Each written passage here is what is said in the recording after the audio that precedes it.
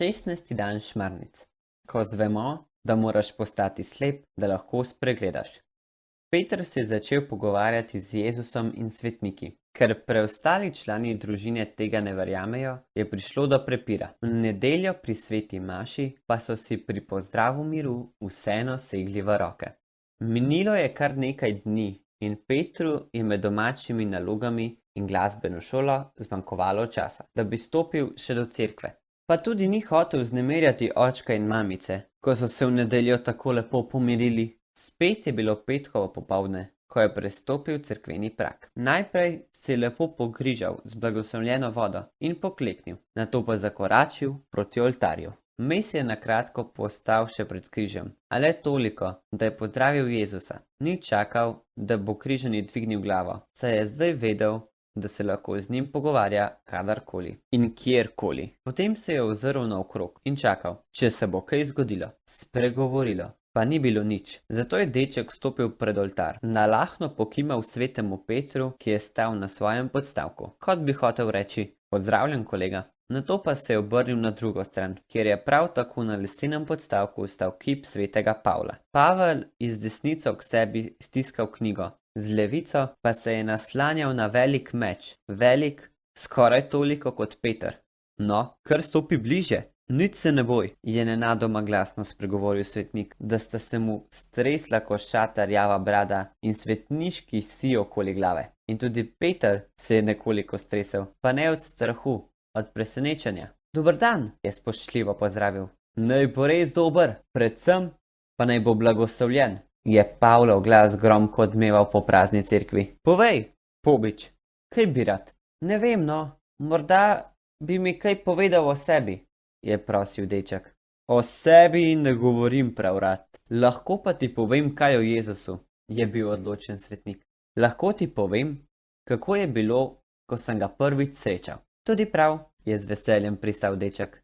In Pavel je začel pripovedovati.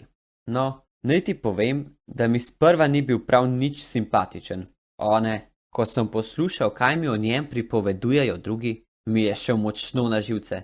In dokler ga nisem sam spoznal, moram priznati, sem ga sovražil. Ne le sovražil, celo preganjal sem ga. In tudi tiste, ki so o njem govorili ali vanj verjeli. Štefana, na primer, ki stoji tamle ob stranskem oltarju med drugimi mučenci. In tudi njega sem lovil, je z glavo pomignil proti svetemu Petru. Pa se mi je vedno izmaknil. Deček se je ozrl na kip, ki pa je ostal nepremičen.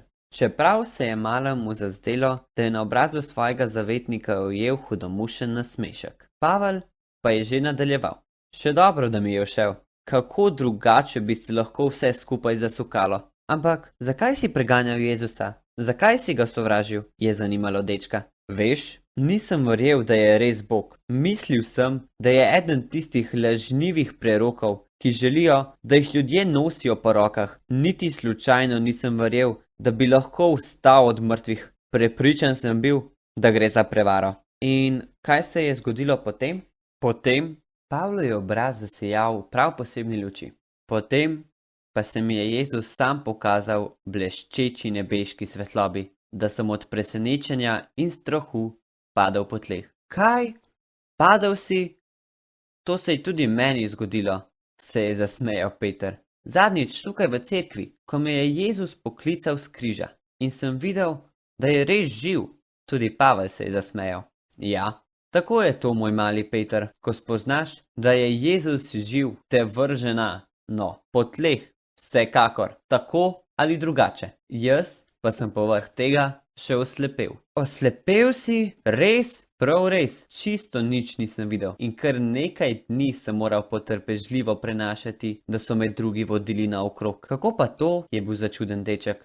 Mislim, da mi je Jezus hotel povedati, da bom od zdaj naprej slep za ta svet in da na poti za njim ljudje nismo sami in da ne zmoremo sami in da smo odvisni od drugih, da potrebujemo drugega. Da potrebujemo družino, je pristavil Pobič. Da, in cerkev, je pribil sveti Pavel.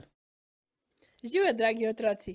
Danes ste lahko v zgodbi slišali nekaj besed o apostolu Pavlu, ki je veliko potoval in sproti oznanjal Jezusa.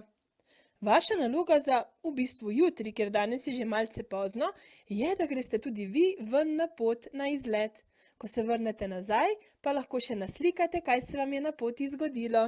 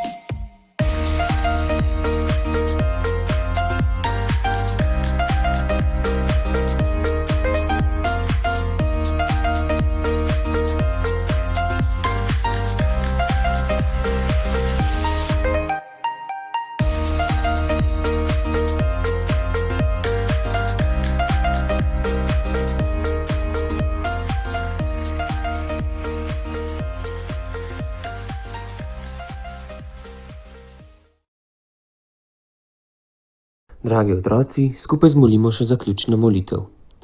V imenu Očeta in Sina in Svetega Duha. Amen.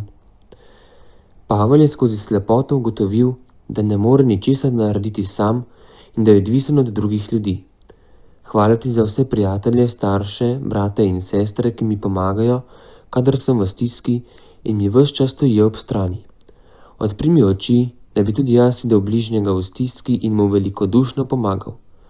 Naj me pri tem spremlja naša nebeška Mati Marija. Zdrava Marija, milosti polna, Gospod je s teboj, blagoslovljena si med ženami in blagoslovljen je sad tvojega telesa Jezus. Sveta Marija, Mati Božja, prosi za nas grešnike, zdaj in ob naši smrtni uri. Amen. V imenu Očeta in Sina in Svetega Duha. Amen. Pa lahko noč.